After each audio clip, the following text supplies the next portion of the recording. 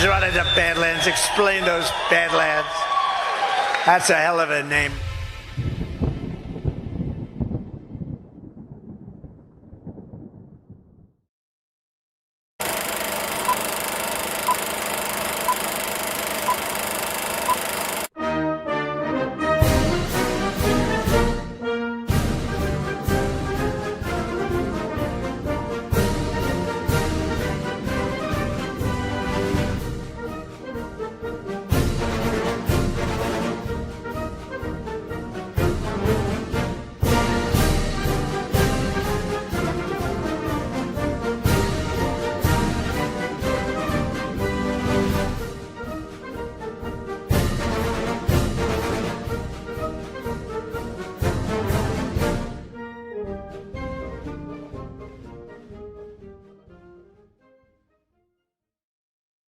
Welcome to the No Treason Podcast, Episode 7. I'm your host, Jonathan Drake. Thank you so much for joining me. GART is over, so now we have an indeterminate amount of time to wait until the next one. I'm certainly looking forward to the dates coming out for the spring. Would love to be able to make that one. I'm going to go ahead and start us off with a word from our good friends at Rise Attire. What is the Sovereign Alliance?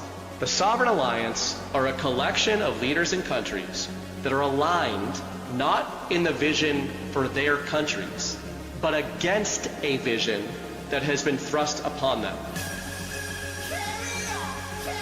I believe that the Sovereign Alliance is less a battle for something and more a battle against something. They are against globalism, collectivism. They are against the rules-based international order. Sovereign Alliance, the latest addition to Badlands Rise merch, available now at badlandsmedia.tv/rise. One of the things that comes to mind when I'm listening to that ad is that BB is engaging in apophatic reasoning, that is, reason by negation, defining things by what they aren't rather than trying to define them by what they are. And that's a useful tool in trying to analyze someone's motivations, their character, etc. There was a group in the early church that tried to define God in that way, since they felt it was almost blasphemous to assign attributes and characteristics to God, which we in our finite selves can't possibly comprehend the fullness of what he really is. That's an interesting rabbit trail. If you want to go down that on your own, look up apophatic reasoning, APOPHATIC. That's something that'll actually come into play when we start discussing the matter of Aether Physics, which will be coming up pretty soon. I just ordered some materials to make a ferrocell, FERROCELL, and it's a holographic magnetic field viewing device that is, I've only ever seen videos of them. There's a guy on YouTube, Theoria Apophasis. He's big on apophatic reasoning. He has a lot of videos showing him using this device, which is essentially just two pieces of optically flat glass that are sandwiching a medium that has ferrofluid, nanoparticles of iron, suspended in like an oily medium. And then there's an LED light strip surrounding this. It's about maybe, 3.5, 4 inches in diameter. And when you bring a magnet close to this glass, the LED lights allows you to actually view and see the magnetic field, and it's beautiful. I've always wanted to have one. I used the upcoming shows on the Aether Physics question as justification to spend the money to buy the components to piece one together. And I'm hoping to be able to play with that live. Well, live, I'll have to record, obviously. But you guys can actually see it's not just taking someone else. Well, you're taking my, you're taking my word for it. I won't have to take anyone else's word for it. And my plan is to bring that to future GARTs. So there's another plug to go to a GART in person. You can actually see a holographic image of a magnetic field, which is like peeling back the curtain into the fabric of reality itself, which is pretty exciting. Now, this week's episode marks, getting back to Spooner, marks a shift in his focus. Up until now, Spooner has been unflinchingly applying the standards of liberty that were invoked by the Founding Fathers to justify their rebellion against England, and applying those same standards to the government that they formed and that has dominated the political landscape in this country for the past 2.5 centuries. What's that framework? Natural law. First principles on steroids, if you will. And this has exposed some uncomfortable realities and calls to attention the blatant hypocrisy of the Founding Fathers, witting or unwitting. And we can reserve judgment on that aspect for another time. I know Alexander Hamilton is a favorite to heap piles of abuse on. Spooner has shown that the means of consent, the means of accountability, the means of administration for this government, which claims authority under the Constitution, violates natural law at every turn. Instead of a sovereign people, we are subjugated slaves. And now, after making his case, Spooner is shifting, in the sections we'll cover tonight, to answer the obvious question that everything we've discussed demands. Who are the real slave masters? He doesn't actually answer that in these 2 sections, but he sets the table for that answer coming up next week in section 18. But we got to get through this material here because it's really key. Now, as for these slave masters, we know many of their minions and that they're not content to just bleed us dry with taxation. They're also trying to poison us, using us as living lab experiments. One of the ways that we can peacefully stand up to this insanity is by finding patriots who actually give a damn about our health, who aren't bought and paid for by these demons, and who demonstrate the beauty of division of labor. I don't know about you, but I certainly don't have the time to figure out how to make my own toothpaste and then make it. So that's why there's Van Man. You know about Van Man's taking down big toothpaste with all natural oral care, right? It's the perfect time to grab the dental care bundle to gift. Van Man's tooth powder is loaded with minerals like eggshell and bone and combined with pulling oils and peppermint aloe mouth rinse. It's truly the ultimate fluoride-free dental hygiene bundle that saves you 25% off the individual prices. And the van never stops. Introducing Van Man's new Pearl Eye Cream and Sweet Onion Shampoo. Head over to badlandsmedia.tv/VanMan to see what's new. That's badlandsmedia.tv/VanMan. And it just so happens that Badlands Media has also answered the same call. Before skincare went synthetic, people used something simple, something real, tallow. Grass-fed and finished beef tallow is packed with vitamins A, D, E, and K. Nutrients your skin actually knows what to do with. It locks in moisture, restores elasticity, and defends against winter dryness. No water, no preservatives, and no BS. Unlike plant oils or chemical creams, tallow mimics your skin's own structure. Elbows, hands, knees, post-shave, anywhere your skin's crying for real moisture. Perfect for gifting or keeping your own skin soft when the cold hits. Visit softdisclosure.com and use promo code Badlands for 15% off. Ancient care, modern truth. Soft disclosure. So as I've been doing for the last number of weeks, I'm going to go ahead and jump into some of the comments that were made in live chat last week. There were a couple of rants. Polymathanon for $20. Thank you, Jonathan, for the work that is done here. So needed, and I appreciate that.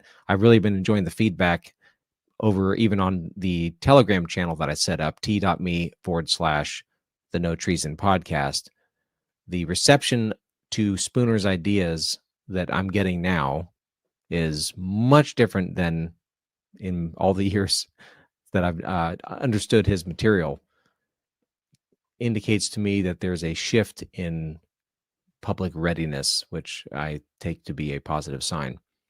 AOB22 for $10. Smoker donation, and thanks for all you do. Well, thank you for that. That's referencing the comments I made about smoking a pork butt on my smoker, which is a pellet grill smoker, which is a great smoker for a pork butt. The pork butt was delicious. And if you're wondering why I'm saying pork butt so often, it's because the number of times I said pork butt in the last episode was appalling to a certain Beth, who you might recognize from Chris's chat. So one more time, pork butt. Skeptical in the live chat had a comment. Of course, but not everyone is rational or even good. It's unfortunate. It's unfortunately the problem I have with the non-aggression principle. It's under the assumption everyone is good and respectful. Last week, we were discussing the secret ballot. So I believe Skeptical was talking about the requirement of open and honest elections requiring not a secret ballot. Some other people made some comments that we'll get to that I think Skeptical was pointing at as well regarding people having violent backlash or something like that. What he's referring to is the non-aggression principle, NAP, and I haven't mentioned it up until this point because it kind of triggers some people, but I look at the non-aggression principle in the same way that I view Spooner's natural law concepts. If you're not familiar with that idea, non-aggression principle is essentially, unless someone has aggressed against you, you have no right to retaliate in a manner that is violent or lethal or anything, or damaging or something along those lines. And so you, in forming your policies or forming your actions, you want to make sure that you're doing things essentially by consent. It's just another way of reframing the consent question. It's big in libertarian circles. And again, I look at it more like natural law. It's just a different way of reframing all of the things that we've been talking about up to this point. As for people not being good or respectful, one of the comebacks I have to that whole concept is that what Spooner's talking about and what would then be what the non-aggression principle is talking about doesn't require people to be good. In fact, it is a recognition that they're not good that fits very well with this entire framework. And one of the ways that I come back on that is who oversees the agreement between the lobbyist and the corrupt congressman, which may seem redundant. The congressman agrees to vote a certain way. The lobbyist wants him to vote a certain way and promises certain rewards if they do that. There's no court that they can go to that is they can arbitrate between the two of them. Their own greed, if you will, is what motivates them to honor each other's agreement. The idea of honor among thieves or something along those lines. So I don't believe that having a decently functioning society requires morality or requires, and I'll get into this a little bit with some comments about utopianism. It doesn't require people to be perfect and good. All it is a standard that we should be appealing to, especially if we who consider ourselves moral, if you consider yourself a Christian, you want to obey God, you want to follow the golden rule, then you want to conduct your life in that manner. And if you're going to create a government, you need to create a government that follows that guideline as well. Skeptical followed up and said, you'll have people saying that walking onto private property by accident this is continuing with the non-aggression principle concept. Walking onto private property by accident is an act of aggression. it gets really out there with some of the NAP people labeling everything aggression. So this is the sort of thing that would be handled differently from culture to culture, from region to region. I would say in general, people are more reasonable than this.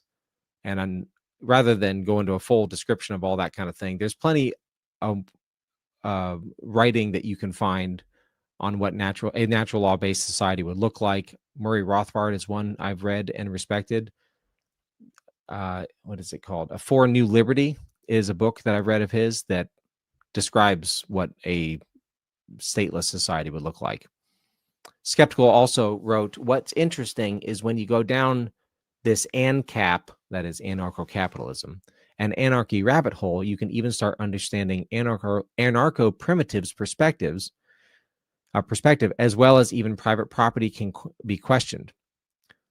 So rather than do a full answer on that, I'm actually thinking of adding more material on private property, or rather on property rights, when I cover trial by jury, because I think that is something that is worth discussing. Spetzel dropped a comment. I've always noticed that in the formal oaths of office, since that was also one of the topics we covered last week, it is not required to first renounce or deny all other previous oaths. And that's a great point. I would view such renunciation as equally windy as the new oath. If you recall Spooner's comment about oaths being given to the wind. Although I agree, it would be nice to know who these people are actually intentionally serving and for what purpose. Not that their new oath is going to make me feel any better, or their renunciation would make me feel any better. Spetzel also commented, the argument against secrecy of the vote relies on some utopian ideals that leave the argument lacking to me. If people were moral, it would work, but not all people are moral. So I'm not entirely sure what you meant by that, so I'm going with that you're saying people's immorality would compel them to inflict harm on people for how they voted. And there was a comment that was left in the actual comments section, not the live chat, but the comments section on the episode, to that effect, calling for the publicity of people's votes a leftist argument. I would argue that secrecy leans more heavily on utopianism, and that it, combined with a speech and debate clause, can create conditions in which sinful people know that they'll never be held accountable for their actions. And Spooner's whole argument is, if you can't be open and honest, then your society is highly dangerous. And a government that can't be open and honest should not be trusted. There are laws in place, even just pulling from natural law, that you can appeal to if someone is aggressing against you for the way that you voted. Free speech is a natural right, and you cannot consider speech to be an aggression against you, you're not actually harmed by someone speaking to you. So if someone actually crosses that boundary and harms you for the way that you spoke, i.e. voted, well, that's no different than any other actual crime, and a functioning government would provide protections against that. And we'll get into that sort of thing once we get into trial by jury. I know I keep using that as a deferral. Spetzel also said, Spooner's idealism reminds me of G-topia. So far, all Spooner has been doing is examining the claims of the Constitution against the claims of the value, or the claimed values, of the Founding Fathers. He does say that open despotism is better than the parade of euphemisms that we have. And if we're going to be stuck in slavery, stuck with slave masters, then let's just call it that and not pretend that it's some glorious haven of liberty. So it's not really idealism, at least not yet.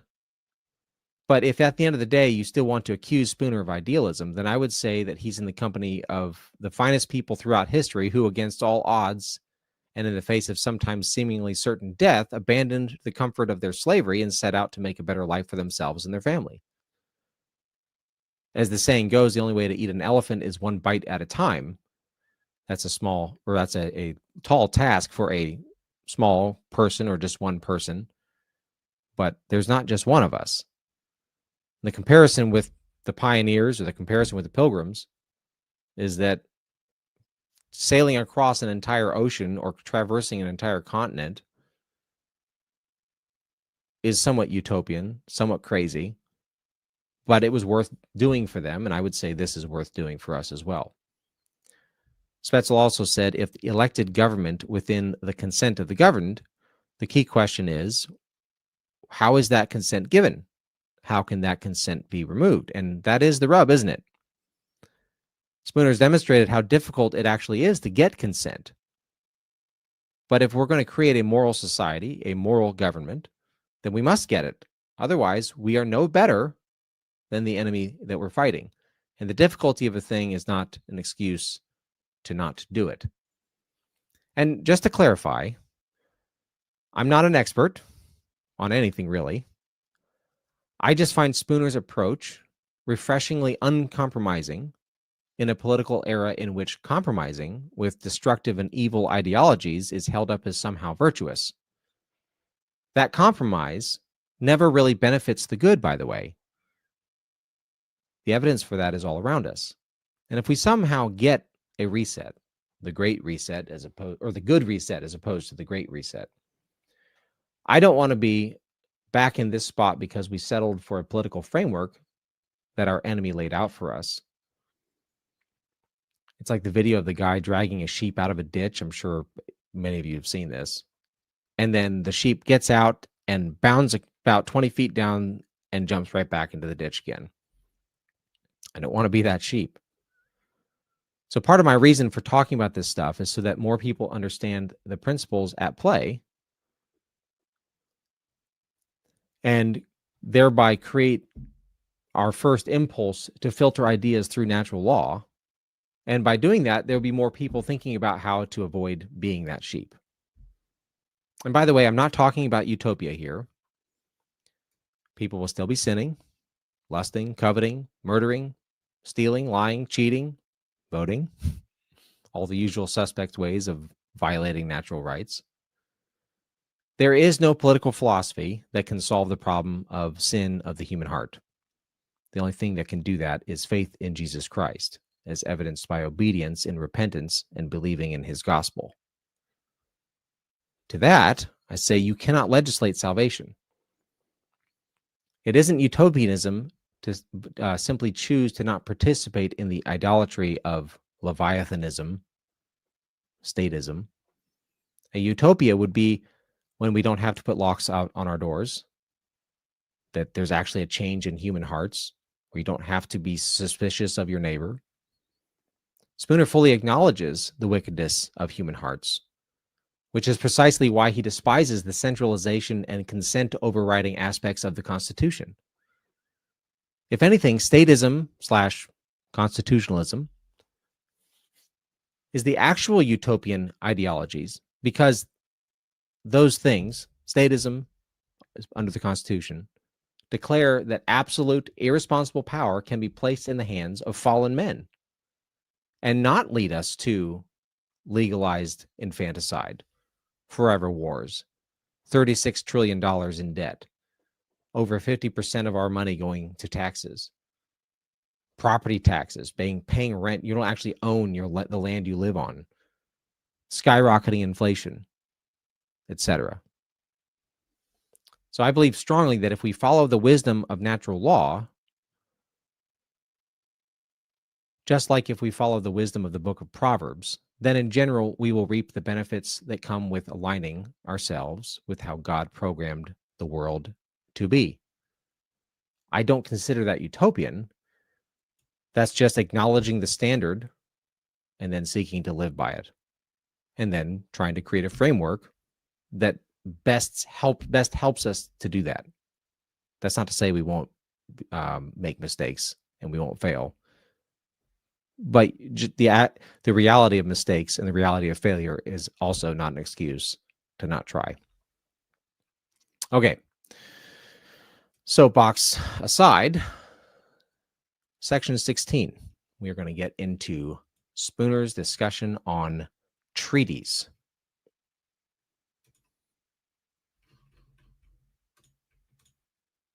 He starts on general principles of law and reason.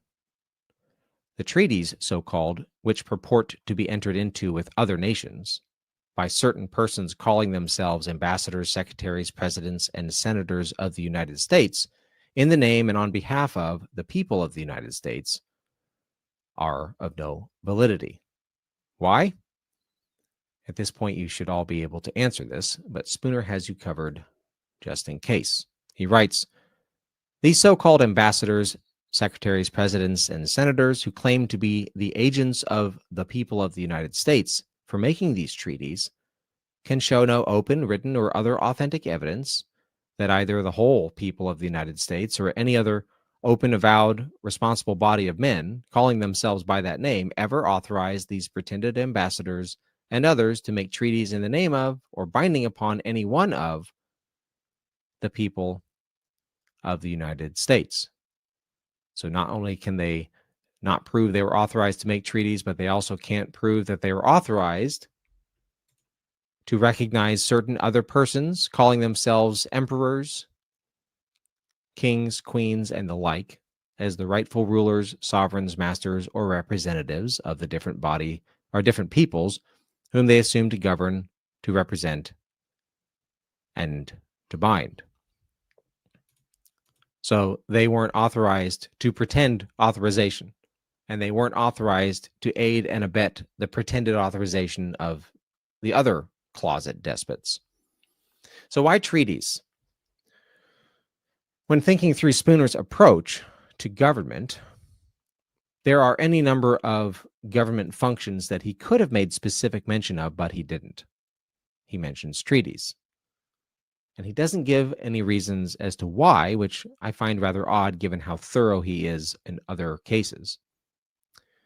But I figured this was a good opportunity to break this down using everything we've learned and apply it logically.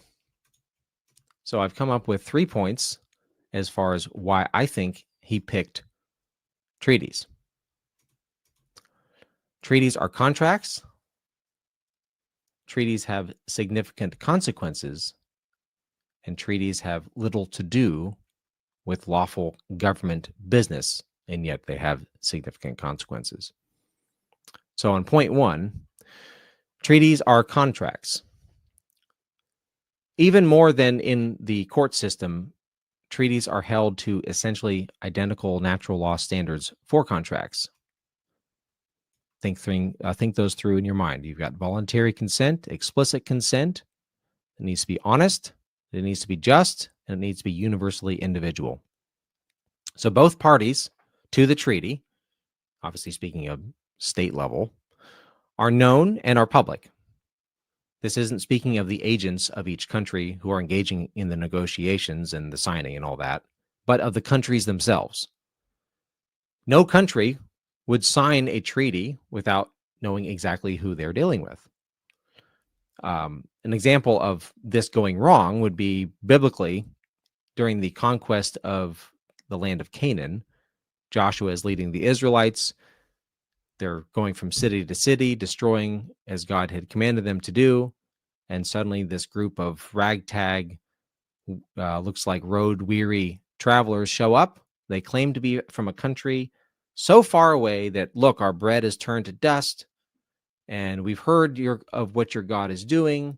We've heard of how he is saving you by his hand, and we want to enter into a treaty with you that you'll not harm us. Joshua makes the mistake of not checking with God at that point and makes the treaty with them, only to find out that they're actually from a city close by, and they had engaged in deception. And then, being a man of honor, he honored that, and that ended up being a thorn in the side of the nation of Israel, not the current one, back during that time. So that's a case of not following due diligence, and that's a case of dishonesty in a treaty. But speaking of the agents for state-level treaties, specific designees of each country are declared. So not just anyone from either country can show up and declare that they can negotiate and then sign a treaty and have anyone expect that that's going to be binding on anybody. Treaties are often nullified by either party if the conditions are not maintained due to maybe dishonesty, breach of terms. Lots of wars are started that way. You broke the treaty, we're now going to fight, etc. One nation may not enter another nation into a treaty on their behalf without that nation's consent. So Thailand can't go to China and say that they're going to enter Singapore into a treaty without Singapore saying, yeah, we're okay with that. And we designate Thailand to be our spokesperson. If you think about certain treaties going on or attempted treaties going on today, think of the United States essentially negotiating with Russia for peace with Ukraine. And Ukraine doesn't seem to really be in the loop on that. That kind of tells you who's actually in charge of Ukraine. Treaties are written, painstakingly reviewed, and they are signed by authorized individuals. Although negotiations are held behind closed doors, the final result is made public, and anyone may read the results. Now, given all of this and how it mirrors what we've seen with natural law, and therefore we can analyze the treaty according to natural law contracts, we can see that treaties are absurd because the people that are engaged in the negotiating and the signing can't actually point to anyone who has authorized them. And they're appealing to a contract that doesn't even follow the same standards of the treaty that they're signing. Number two, treaties have significant consequences. Treaties can start and end wars. They can dramatically affect the markets. They can suddenly obligate millions of people to all pay for something, agree to something, do something. Certain trade negotiations completely decimated the manufacturing sector of this country. So they have a lot of power, at least narratively and then actually. And then certain treaties can morally obligate U.S. citizens into the fraud of other nations' governments as well, or rope us into conflicts that we don't want to be involved in. That's one of the things that I would say was a good aspect of George Washington, was his farewell address and warning the United States corporately, but warning the U.S. to not get involved in other nations' wars. Don't enter into those types of treaties. Obviously, that advice has not been followed, and it's caused a lot of problems. The last point that I could think of was that treaties have little to do with lawful government business, which would be, under a natural law perspective, essentially just protecting individual property rights or punishing violations of natural law. Now, you might argue, aren't tariffs protective measures that would be protecting natural rights of property rights of U.S. citizens? Thinking of the deals and negotiations and things that Trump is doing right now. Well, under natural law, any man is free to do business with any other man, local or international. We've become accustomed to even as something as simple as not being able to buy Cuban cigars for how, I think they lifted that under Obama or something, but how many decades we weren't allowed to buy Cuban cigars or do business with, like with sanctions with Russia. Actually, at the place that I work, we have a bag packing device that can pack, thousands of bags over the course of a shift. They're 50-pound bags that we fill with cornstarch, and we've had to deal with a lesser quality bag because the ones we used to buy actually came from Russia. And once the sanctions were imposed, we suddenly stopped being able to use the bags from Russia because Russia's so evil. And so that has actual impact on the local economy, these international dealings. It's absurd to me that a company can't buy a product, or an individual can't buy a product from any other country simply because the government says so. So under natural law, that would be a violation of my rights and the company that I work for, their rights as well. And tariffs are no different than sales tax, if you think about it thoroughly. It's a third party with zero relevance to the transaction demanding a piece of that action under threat of terrible violence. This gets into a whole discussion on possible free market provision of goods and services that we are trained to believe is the sole prerogative of the government, such as defense, even. I would say consider Spooner's 6 facts of resultant knowledge that all political power, as it's called, rests practically upon this matter of money, tariffs being a source of money for the government. And if you recall, this was in episode 3. Pull this up. These 6 facts are that this money is stolen from you. The money that is stolen from you will be used against you. Those who take the money from you will hurt you if you stop paying. It is absurd to think anyone stealing money from you is doing so for your benefit, and then why I brought these up in the first place. A man is capable of arranging his own protection. Number 5 is personal sovereignty over your own money is the only guarantee of liberty. And number 6 is any government not relying solely on voluntary support cannot be trusted. So like I said, I brought that up to highlight that a man is capable, or a woman, is capable of arranging his own protection. Now, I will say, maybe in this crazy time, during which the country has been gutted and sold out to globalist interests, we actually need a heavier hand coming from top down to correct certain destructive trajectories. But I would argue that in the long term, tariffs are still technically a violation of natural law and should not be a tool that is utilized. So continuing the thought of why treaties, Spooner never published any specific commentary on treaties that were relevant around the time that he wrote his essay. I had that thought and looked it up. He wrote it in 1870. And during the 1860s, there were a number of diplomatic activities of the U.S. government. None that I could see were so controversial, at least in the general public sense.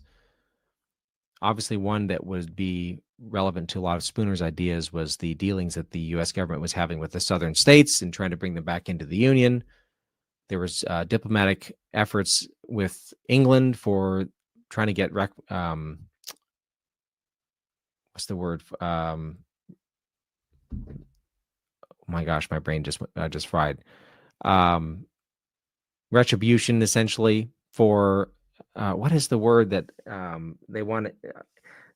The Black community in America wants reparations. Little brain fart there. They wanted reparations from England for how they helped the southern states.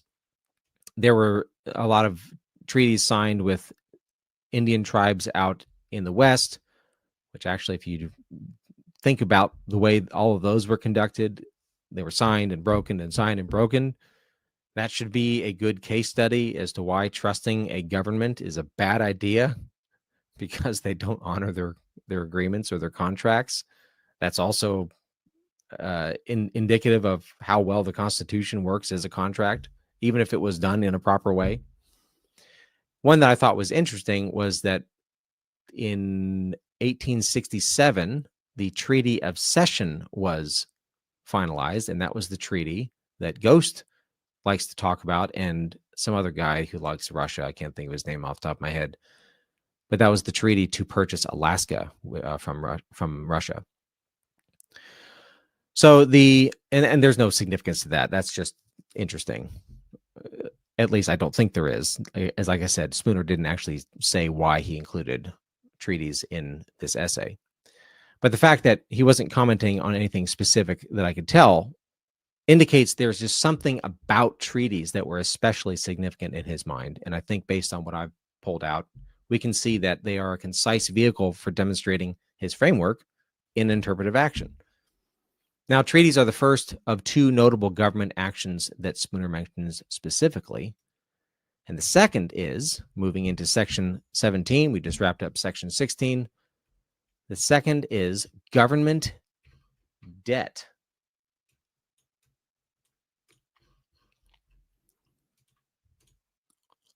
On general principles of law and reason, debts contracted in the name of the United States or the people of the United States are of no validity. It is utterly absurd to pretend that debts to the amount of 2,500 millions of dollars are binding upon 35 or 40 millions of people when there is not a particle of legitimate evidence such as would be required to prove a private debt that can be produced against any one of them that either he or his properly authorized attorney ever contracted to pay 1 cent. Now, reading through Spooner's logic, or through his rationale, we should be familiar with his logic. I think it would be highly entertaining, by the way, if we had a People's Court episode in which someone from the government has to prove that a debt that they incurred as a member of Congress is actually owed by some random stranger that they drag in from off the street. But I don't think we'll get that sort of television. Instead, we get fake elections. So, highlighting some of Spooner's rationale.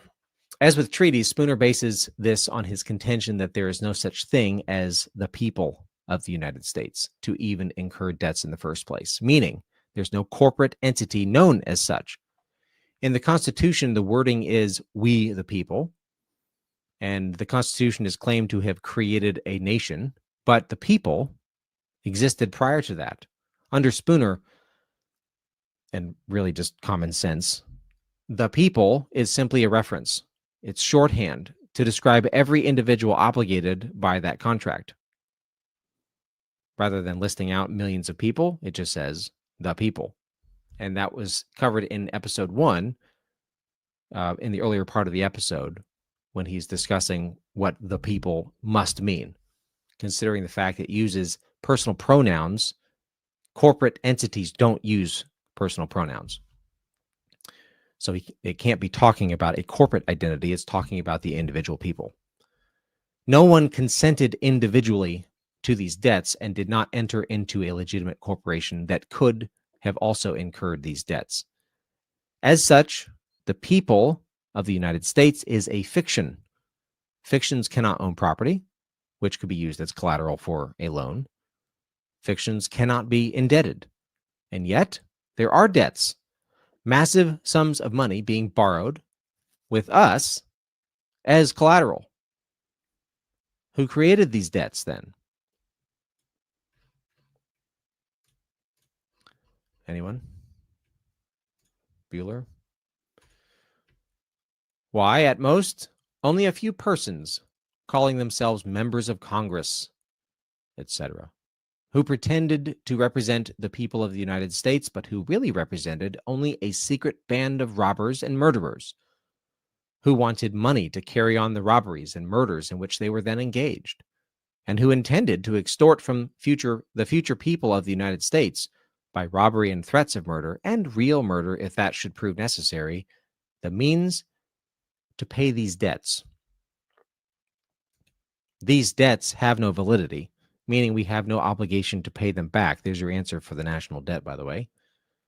And they have no validity for 8 reasons, besides the obvious one that Spooner mentioned at the beginning of this section, that the people incurring the debts didn't have any authorization to do so.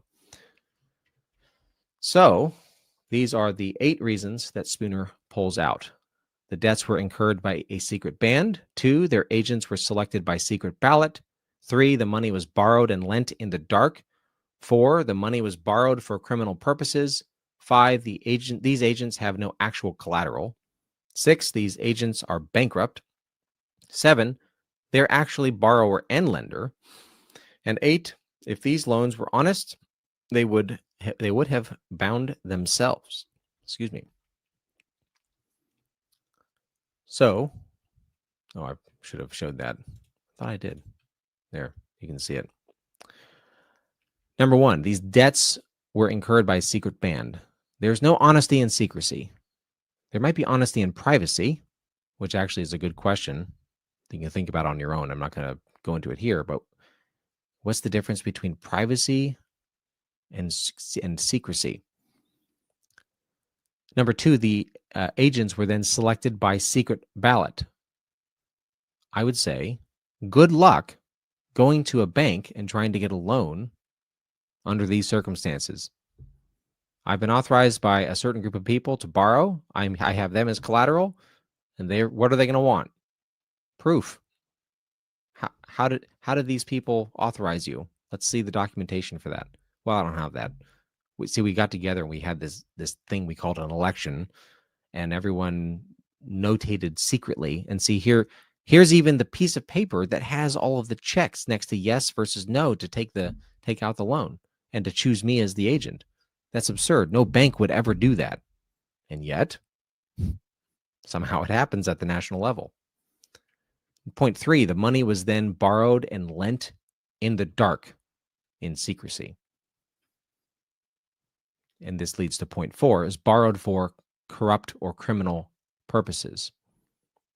A contract under natural law must be just.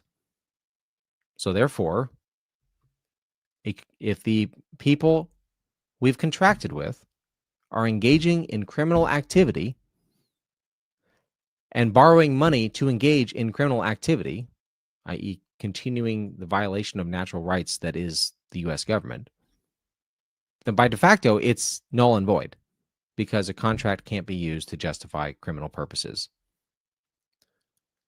Even if they were open about their identity because they go around abusing people through the taxation process, and then Spooner would point to something like the Civil War as being their willingness to murder people. I mentioned in, I forgot what episode it was in, but you can come up with your own examples as far as the things that the U.S. government has done over the centuries to murder people that are a threat to its sovereignty. That's criminal activity, which would make the contract, which would make the debt they've incurred invalid. And certainly we shouldn't be held accountable for it. Which leads to point 5. These agents who contract this debt have no collateral. Spooner jokes that they might as well pretend to own both major oceans and sunlight and use them as collateral when he's speaking of their claims that all of us give them authority to borrow money on our behalf. So they don't actually have money. They don't actually have land. They don't actually have people to use as collateral, which means, therefore, point 6, these agents are bankrupt. And they can only pay the loan by robbing you. Their collateral, then, rather than being something that they have, is their intention to steal from you in the future. That is really what is meant by, we're all familiar with the phrase, the full faith and credit of the U.S. government. What is it other than that? It's kind of a sobering thought to think about. Point 7, they're actually both borrower and lender. Now, this is by virtue of being both the recipient of the funds and then ultimately as the collateral for them. Again, the faith and credit. And this creates a disgusting cycle. Working on my notes for this, my blood was getting pretty heated. They make an individual loan backed by a corporate promise. That is the people. The sole purpose of the loan, ultimately, is to provide excuse for robbing people so they can then pay off the loan. Or really just pay off the interest of the loan since they never pay off the principal. This is why government always grows. This is why it costs $1,000 for a toilet seat or all those stupid anecdotes that we always hear. This is why it's retarded to debate policy with statists, with someone in Congress, right? Oh, write your congressman, I demand a balanced budget. It doesn't matter what economic ideology these people hold to, because they hold to one policy, and that's to steal from you, because that justifies the grift over and over and over again. This is indescribably evil. Money is created, which we all know this. It's created out of thin air, and then it's loaned in a manner that makes them rich. Think about the 2008 bailouts being the most recent example, at least a high-profile example. They created billions upon billions of dollars out of thin air, stroke of a pen, strike of a key, whatever it took. That money hits their pockets and all their friends' pockets at the top, and then, there's trickle-down economics. By the time it trickles down to us, it's worth nothing compared to what it was worth with them. And then we are then taxed to pay off the loan and pay off the interest with money that is worth less. And they do this over and over and over. That is why they exist. That is why this entire thing exists, is for this exact grift. So real wealth, your time, your energy, how many people work 2 jobs just to afford, that's the classic case of, the boomers versus zoomers and all that. Sorry, boomers. Sorry, zoomers. Our way of life is destroyed. Families are destroyed because people, in order to just make ends meet, have to get 2 jobs. Now, I'm very blessed. I'm very thankful. My wife has a decent income. I have a decent income. My wife is able to work from home. She's able to homeschool her children. But given the amount of money that we bring in compared to, and then thinking about the way our comfort is, our financial ease, ease of mind is relative. Like if we were making the amount of money we make now 30 years ago, that was like friends of mine that I would consider to be rich. And yet today, and I'm sure many of you feel the same pinch, today it doesn't feel like it stretches as far because of inflation. Because as we all know, the fractional reserve banking system, the way the government does things, every time you borrow for a house, every time the government cuts a check, they're creating money out of thin air and they're inflating our currency. And the entire system is designed for this one grift, to justify future robberies and murders, or threats of murder if you don't pay. If these loans were honest, this is point 8, they would have bound themselves to the loans. And Spooner fleshes this out. He says, finally, if these debts had been created for the most innocent and honest purposes, and in the most open and honest manner by the real parties to the contracts, these parties could thereby have bound nobody but themselves and no property but their own. They could have bound nobody that should have come after them, and no property subsequently created by or belonging to other persons. But the loans aren't honest. Government spending is not honest because of all of the above. So, in a nutshell, to summarize all of that, government debt is a massive and diabolical scheme in which government agents who cannot prove their legitimate agency by virtue of the secret ballot claim to be borrowing money on the behalf of their constituents to help their constituents. Now, due to that secret ballot, they're claiming to be representing something that cannot legally exist, the people of the United States as a corporate unified entity. And given the amount that they borrow, they certainly do not have enough collateral of their own. They have no legal collateral, since fictional entities cannot own land, money, or any other resource that could be used as collateral. So they're bankrupt. But still, they manage to borrow unfathomable sums of money against the full faith and credit of the United States, which is to say their promise of future robberies via taxation, meaning the only way they can borrow is by obligating you and your children and your children's children forever. It's never going to end. Having no collateral besides their promise of criminal gain, they are therefore, in fact, totally bankrupt. This one framework, even more than Keynesian economics, which is usually blamed, at least in modern times, for perpetual deficit spending, and as such would fit perfectly into the controlled opposition dynamic, meaning let's get people wrapped up in a meaningless debate arguing economic systems, Austrian economics versus Keynesian economics, which isn't to say that there aren't valid arguments that can be made in that debate. I personally think Austrian economics has a better description of how economics actually works. But that's irrelevant,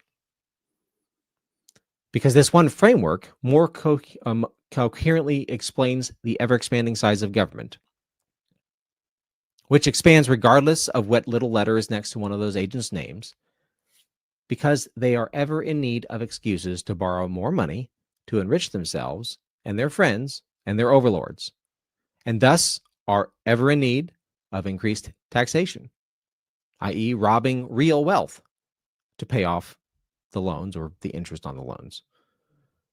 There is no benefit for these people to ever actually pay off the loan, because if they did, their whole system collapses. And frankly, their overlords would not allow that. Now, who these sick and twisted and evil minions of Satan actually are, we'll cover next week in section 18. Or not, is 18, yeah. Now, notice, by the way, as a closing thought, that Spooner is writing in 1870, 43 years before the creation of the Federal Reserve. That definitively tells you that what we typically blame on the Federal Reserve, for good reason, is actually a problem much deeper than the Federal Reserve. In one sense, blaming the Federal Reserve is sort of like blaming the gun in the hand of a murderer. Now, don't take that analogy too far and start calling to save the Fed. But the real question is, how deep does this problem go of the government incurring debts in a manner that perpetuates our servitude? The Constitution explicitly states, Article 1, Section 8, Clause 2, that one of the powers of Congress is to borrow money on the credit of the United States. Now, given everything that Spooner has laid out in this section, Section 17, what other conclusion can we reach than this was by design? And with that, I'll see y'all next week. Why a spoon, cousin? Why not an axe? Because it's dull, you twit. It'll hurt more. Thank you so much for joining us, and don't forget to hit the thumbs up on this video. And a special thank you to all of our advertising partners.